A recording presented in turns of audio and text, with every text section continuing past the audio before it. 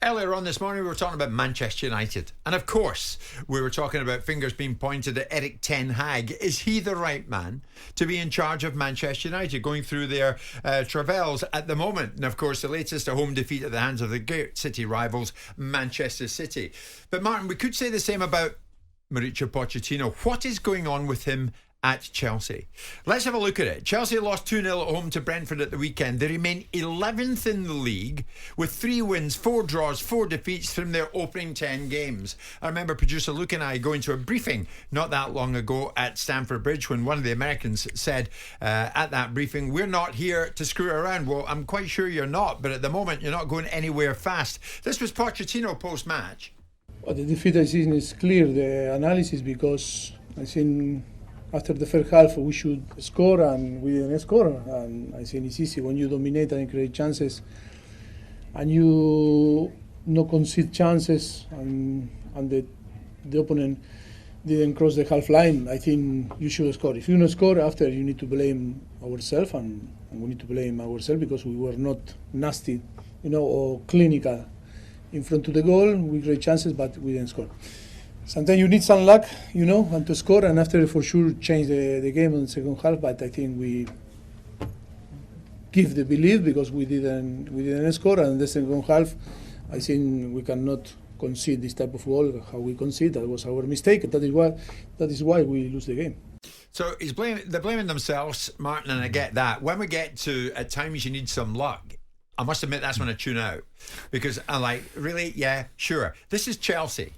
I know. At home to Brentford. Brentford, who I saw the week before do a job in Burnley and were brilliant, and all credit to them and Thomas Frank. But in any time of the day or night, Martin, you'd expect Chelsea to A, score against Brentford, and B, probably win it. Yeah, I mean, how many times are we watching games where they hog possession and they just can't break down the opposition?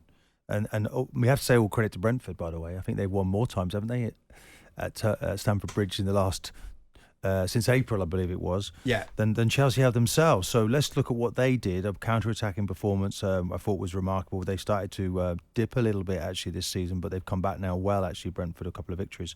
But it's a mystery. They've got the quality players. Have they got the players? Have Chelsea got the players? There's James, an Arsenal fan. Chelsea aren't just very good. It's as simple as that. Most of their players wouldn't get in any of the top 4 teams. Well, it's the quality of player. They've spent £1 billion. They've changed the manager to make them worse. Yeah, well, definitely. I mean, there wasn't really an awful lot wrong with Tuchel there. And when you look what it is now, Jackson isn't hitting the back of the net. They're relying heavily on Sterling, who we know is not necessarily formidable in front of goal. A young man, Palmer, coming in. I mean, I like the look of Gallagher in midfield, but it's not happening, Jim. It's just, it must be very frustrating for the Chelsea fans to watch. Every game almost unfolds in the same manner. The frustration in front of goal, can't create chances. Creating chances but not putting the ball in the back of the net. Is it going to turn?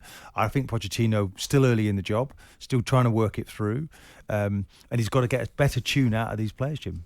I mean, Simon, you did say, and obviously you weren't meaning at the end of October, but Chelsea will come good. Yeah, of course they will. But have no... See, you still get that attitude. Yeah, of course they will. And did you expect them to beat Brentford before the weekend? On the recent run of form that Chelsea have suddenly found for themselves, I expected them to get a result against Brentford because Brentford have been a little bit unimpressive in recent times.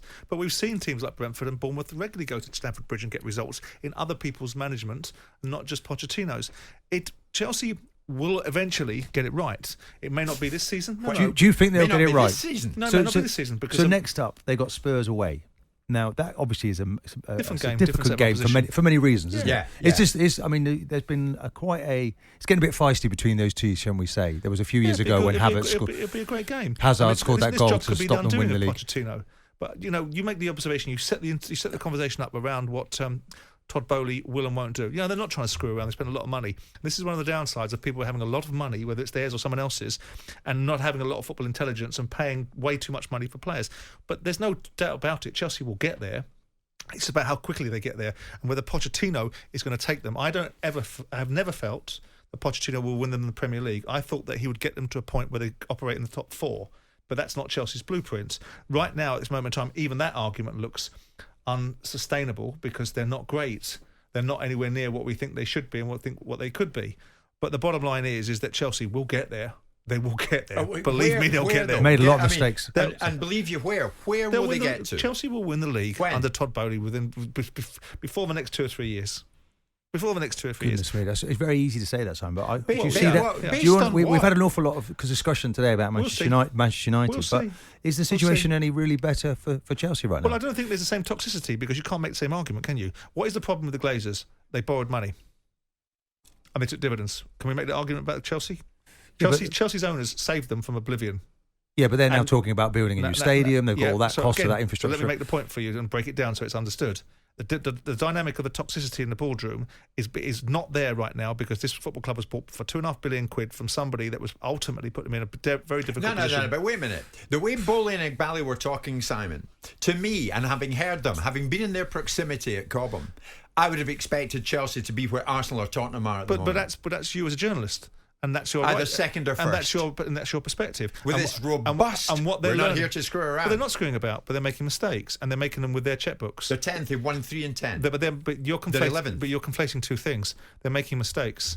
They've paid far too much money, and they've spent far too much money on players, and they won't continue to make these mistakes. They brought Pochettino in. Well, they can't. Pochettino. Well, they can. It's their money. They can do what they want. Well, they don't want it. No, but with financial fair play, they can't keep spending vast amounts of money. But you guys talk about it as if it's troubling them. They've spent £1 billion. They're not even blinking. This is one of the downsides of people having far too much money and not the knowledge. And they will acquire this knowledge. Haven't got there's no two ways about it. Their buying criteria, their mentality, their approach to it has been wrong. Was their approach to dealing with Thomas Tuchel and his behaviour off the field wrong? Probably not. So somebody then that is trigger happy in the owner that he is. Well, why is trigger happy? Well, he's not. Has he not shown that? Since he's been at the club? if you're how many managers have we on now? Tuchel gone, Potter gone. Yeah, I mean the decisions have been bad decisions. Tuchel wasn't a bad decision. So the next three games, decision that any owner would have made if they were greeted with that level of disrespect. So they had a choice to do. But you're just saying number 3's around the corner because in your view, Poch isn't the man. I'm saying no, I didn't say that. I said that this could be the job that does for Pochettino in the longer term, not in the shorter term, because I don't think he's going to get them well. But I've never thought that anyway. I never felt that Pochettino was going to fulfil the outcome that Chelsea must want. They must want to win the Premier League. These guys have got... We're watching the Saudis, right? And we're watching the Saudis now turn out 930 people at major games. Do we believe it's going to stay like that? No, it's not. The Saudis are here and they will become a dominant force in world football. And the only thing that world football can do is start to say, look, we need you to adhere to some rules. Now, Chelsea are going to become a dominant force in the Premier League, but they're going to waste a ton of money doing it with a ton of intellectual capital they could have used. But Todd Bowley's not crying right now. We're crying on his behalf. And the Chelsea fans are a little bit frustrated because the results aren't coming. But will he be crying? What is the precise evidence that suggests to you they're going to beat everybody else in the Premier League sometime soon? Because they've got the money and the resources to do it. But they've shown that £1 billion is taking them That's not transferring backwards. into results, though, Simon, is it? Right, fine. So £1 billion and they're worse. Manchester City spent hundreds of millions of pounds before they won the Premier League in 2011. They were signing Robinho for £40 million in 2008. Let's have it right. Yeah, but once they got the right manager in the building, they then started to win things. Of course. Yeah, well, they got Mancini in there. They replaced Mark Hughes, and they got Mancini. So Chelsea are going through at the expense. It's not admirable, by the way, what Todd Bowley's done. I've never claimed it's admirable. I'm just wondering what he's going to get there. Believe me, they will get there. I don't know if they're going to get there anytime soon. I'm just looking at their fixtures. It makes for not immediately, Martin. No. So they play Spurs next, and we're riding high Spurs. They will love that when they come into town. Wow. Yep. Then it's Man City. Then it's Man City. Then it's Newcastle. Then it's Newcastle, and then it's Brighton. Yeah. So and then it's Manchester United. Yeah. You know. So like these games, they're huge games, aren't they? That are coming up. But ironically, you would make the case that two of the best games that Chelsea have played. If they were to lose those games, does he pull the trigger? Because he's done it already. I can't establish that relationship. If he loses all those games, if you look at two of the games that Chelsea have actually turned up in, they've been against Liverpool. And they've been against Arsenal. 45 minutes against Arsenal. But they're two sides in the league that this position. You can't just turn up when the big boys come. But it's just when they lose it over to Martin, you just Brentford. made the point of the next bleeding 4 games against the big boys. Well, I don't see. So that I'm now making a converse argument. Let's see. Up against the big boys. I'm taking nothing away from Brentford, Simon, having seen them recently, and I thought you know what? Well done, Thomas Frank and Brentford. That's one thing. But on a Monday morning when they've lost at home to Brentford and it's Keystone Cops, the goalkeeper, trying to get back at the end to stop the second goal going in, you're saying, believe me, they'll get there. But the Brentford game was the I one will they be looked even at. older than I look now with a long grey beard. They looked at the fixture list and they thought, We'll okay, see. Brentford at home, we'll win that. But they haven't. And now look what they're going into. Well, they might not have said This is that. a difficult moment. They might not have said that. They would expect, like most teams that take on a home What, game they say, against the Brentford opposition. But did they lose might that not game win trying to that. win Well, it? they've lost Did it they lose it before. trying to win it? Are they too open, Chelsea? Well, let's think about it. They got 70% possession and 17 shots on goal. I think they're profligate, and I think they're wasteful in possession, and I think he's building a side. Now, if it was the other way round and Brentford had battered Chelsea and Brentford were the ones with Steady. 70% possession, Is it a free hit for Pochettino this season at Chelsea? shouldn't be. Because they've I gone don't from know. title challengers in your eyes. You thought they'd be up there? No, I didn't. Yes, no, you did. No, I didn't. You thought they'd be up I there. never once said that. What I said was they'd get inside the top four. I never once said at any point, at any stage, that they were going to win the Premier League or even be challengers. I said my belief is they'll get inside the top four. Challengers. You said they'd be challengers. Well, you'll be able to produce the audio, which you course, won't. we do it every time. But the point, you don't, and we know you don't. But it's a silly argument. The point is, I believed that Chelsea would get inside the top four. That's what I believe would happen this season. Okay. I also said that I didn't think Pochettino would ever win in the Premier League. All right. And I'll stay with that. Okay. Next up then, Tottenham. And we'll see you next Monday night. Jim White and Simon Jordan. Monday to Friday mornings from 10 on AM, on DAB, via the talkSPORT app and on your smart speaker. talkSPORT.